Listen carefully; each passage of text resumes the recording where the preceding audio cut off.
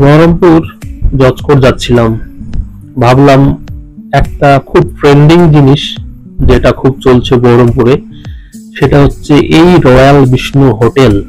এই হোটেলটার নাম খুব শুনছেন সোশ্যাল মিডিয়াতে। হোটেলটা খুব ভালো করেছে। এখন ভেতরে ঢুকিনি, ঢুকতে পারবো কি কোনোদিন জানি না।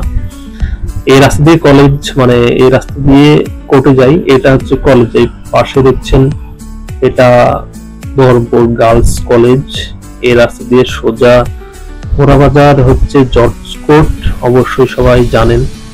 তো আমি কোর্টে এসে রেডি হয়ে গেছি, বসে আছি, কাগজপত্র দেখলাম আজকে কি কেসের হেয়ারিং আছে কি নেই দেখে নিয়েছি।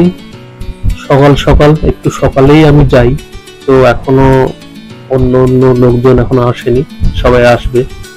কিছু কিছু লোকজন এসছে, তাদের খাতাপত্র রেডি করছে।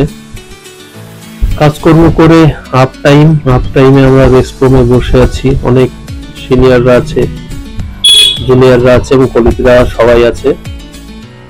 এখানে রেস্ট করি আমরা, তারপরে শেষ কাজ করে বাড়ি। যাই হোক, আরো অন্য ব্লগে অনেক কিছু দেখাবো।